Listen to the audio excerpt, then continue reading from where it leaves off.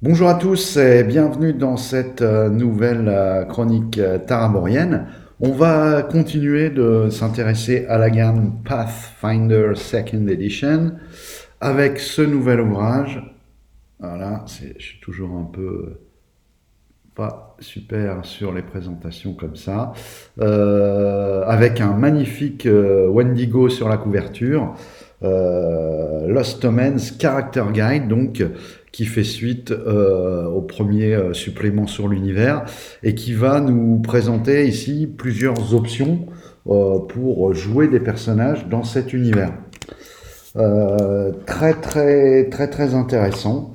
Alors, si on fait un petit peu le tour de l'ouvrage, donc première chose déjà, pour l'instant, je dois dire que c'est ma pochette préférée de tout ce qui est sorti dans la gamme de la seconde édition.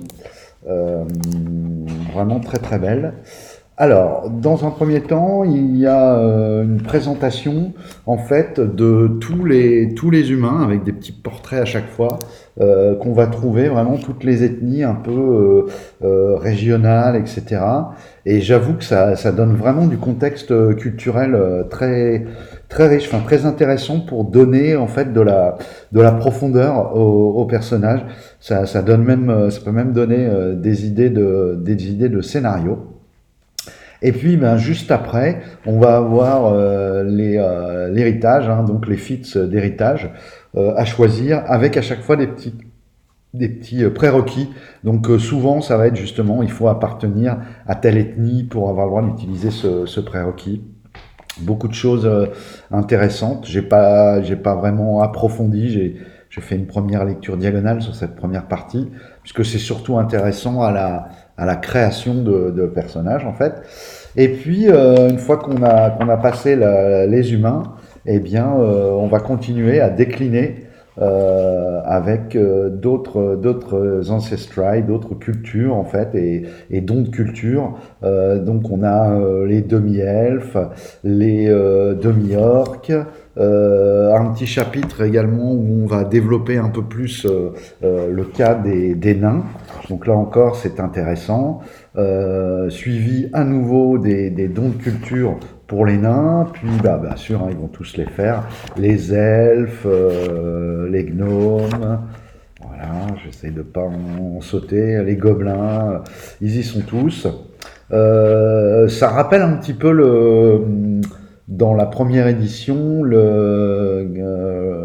Character Races, enfin le livre des races en fait, le livre des cultures qui était vraiment, vraiment très sympa, les halflings. Vraiment, ça amène un plus culturel. Et enfin, de nouvelles cultures, donc de nouvelles possibilités pour jouer des classes de personnages. Alors, les Lechies, les hobgoblins et les lizardfolk. Les Lechies étant des créatures un petit peu qui pourraient s'apparenter un peu à des végétaux, des champignons, ce genre de choses.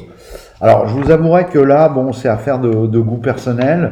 Moi, dans ce que j'aime jouer, c'est quand même souvent humano-centré.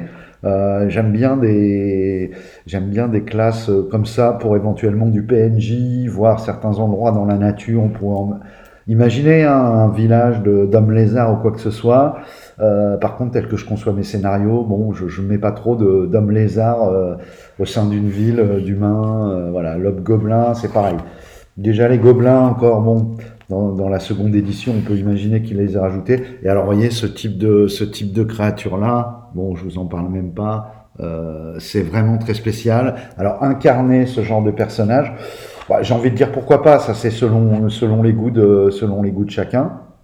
Mais bon, moi, ça va pas trop me concerner en ce qui concerne pour faire jouer des joueurs.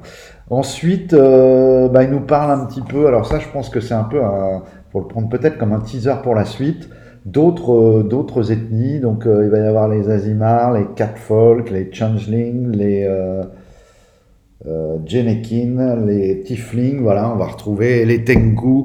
Mais c'est très bref, donc je pense que ce sera certainement développé dans un autre supplément, puisque vous voyez, il n'y a qu'une page, et il n'y a pas vraiment les dons qui vont avec. On attaque ensuite la deuxième partie du livre, et là, c'est un petit peu ce qui fait que cet ouvrage est un peu à part, et en fait un peu dans la sous-gamme sur l'univers.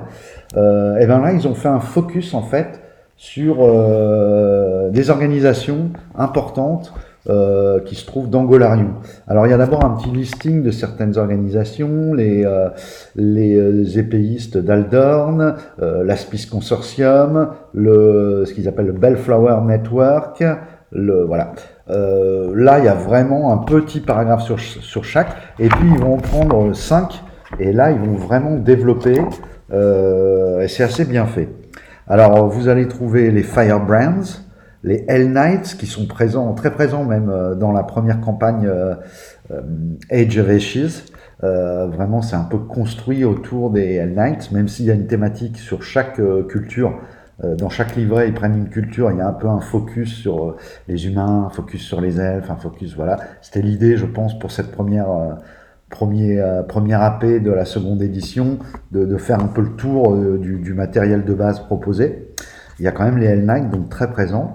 Ensuite, vous avez les Knights, les chevaliers de Last Wall, du dernier mur, une organisation. Vous avez le Magambia Academy, l'académie de Magambia. Je crois pas dire de bêtises, il me semble que c'est la première académie de magie, celle qui a permis vraiment de développer l'enseignement des arts magiques dans Golarion. Et puis le dernier, mais pas des moindres, la Pathfinder Society. Donc ça aussi, c'est vraiment toujours un plaisir. C'est un peu la figure iconique des organisations. En plus, c'est pratique pour faire jouer des joueurs. Si on veut faire des scénarios type des missions, des choses comme ça, voilà, la Pathfinder Society, ça marche toujours bien en termes d'immersion, etc. Et c'est plutôt truculent. Il y a quelque chose d'intéressant également, c'est qu'il vous explique un petit peu le canevas pour présenter les organisations. Donc à chaque fois, vous voyez, vous avez voilà tout un développement. Décidément, j'y arrive pas. Hein, voilà, tout un développement sur l'organisation en question. Mais en même temps, il vous présente un peu le canevas pour définir une organisation avec des stats qui vont être un petit peu comme les stats des villes, telles que sont traitées les villes à Pathfinder, qui permet au maître de jeu, en un coup d'œil, d'avoir en gros une assez bonne idée. Donc vous allez avoir l'influence et le rayon d'action en fait de cette faction. Vous allez avoir ses buts, vous allez avoir les alliés, les ennemis, tout un tas de choses, les alignements que la guilde accepte, ce que la guilde met en avant en termes de morale, en termes de comportement, également un listing des anathèmes, ce que la guilde interdit, quelques petites informations politiques sur la guilde, vous voyez, ça vous fait un stat block en fait, voilà, qui ne permettra pas au MJ de faire l'impasse sur vraiment la narration développée pour vraiment donner du corps à une faction qu'il inventerait, mais ça permet voilà d'avoir un outil. Et en plus, comme c'est toujours le principe des stat blocks, ce qui est vraiment bien, c'est que vous pouvez faire des points de comparaison entre les différentes factions, puisque c'est le même principe de stat block. Donc vous avez ceci, et ça va se terminer, l'ouvrage se termine un peu plus loin, avec une petite galerie de personnages.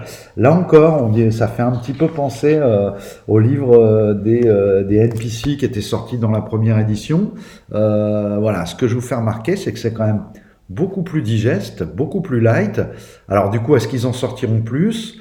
Ils changent la présentation. C'est intéressant de voir qu'au lieu de faire un livre sur les races, un livre sur les factions, un livre un peu comme il procédait lors de la première émission, là il y a un choix éditorial différent qui est, enfin moi je trouve que c'est intéressant à lire parce que du coup quand vous avez un ouvrage qui sort, là j'ai à la fois pour créer des éléments pour créer des personnages, des éléments de background de contexte concernant les factions et une galerie de personnages non joueurs. Donc c'est un bon outil et c'est agréable à lire. On n'a pas d'un seul coup un truc sur les races de 400 pages comme c'était le cas avec la première édition qui pouvait être un peu indigeste. Là, ça se lit très bien. Ce qui est un petit peu dommage, c'est que, alors je pense que c'est parce que l'ouvrage doit faire à peu près 138 pages est un peu moins épais. Ils n'ont pas repris le côté de mettre des repères sur la tranche pour se repérer. Bon, c'est vrai que c'est moins nécessaire que sur un ouvrage de 600 pages. Moi, j'aimais bien, cependant. Je trouvais que c'était une idée qui était très bonne sur le core rule. Là, ils l'ont pas repris. Bon, alors est-ce que sur les ouvrages plus épais, ils le feront? Suspense, j'ai envie de dire. En tout cas, voilà, un très bel ouvrage qui continue la gamme. Il y en a un troisième, toujours sur Supplément d'univers. Je crois que c'est ce qui va sortir prochainement, qui s'appelle Gods and Magic. Et donc je pense qu'on aura tout ce qui concerne les dieux et puis certainement de nouveaux, j'imagine, de nouveaux objets magiques, peut-être même de nouvelles listes de sorts. Bon, là, on verra ce que la surprise nous réserve. En tout cas, pour moi, ça reste très très bien fait. Ça reste un ouvrage, en plus il est pas très cher, il est à moins de 40 euros. Donc c'est sympa aussi les petits ouvrages pour ça, hein. Là, je vois qu'on va de plus en plus vers des prix vraiment. Maintenant, il n'est pas rare de voir des ouvrages à 60 euros et choses comme ça. Là, c'est bien. C'est bien. Et puis, ça s'inscrit toujours, comme je vous le disais, dans la volonté de Paizo, vraiment d'avoir de la continuité. Quasiment tous les mois, il y a des choses qui sortent pour la gamme. Et ça, c'est quand même très engageant quand on a envie de se lancer dans quelque chose. Et voilà, c'est suivi avec sérieux. On sait que bon, il n'y a pas de souci de traduction là dans la VO puisque c'est l'éditeur et le créateur du jeu. Donc ils vont sortir tout ce qui se fait pour la gamme. Donc ça c'est vraiment tout confort pour les gens qui veulent jouer. Voilà, j'espère que ça vous a plu. Je vous remercie de m'avoir suivi et je vous dis à très bientôt pour une nouvelle vidéo. Au revoir.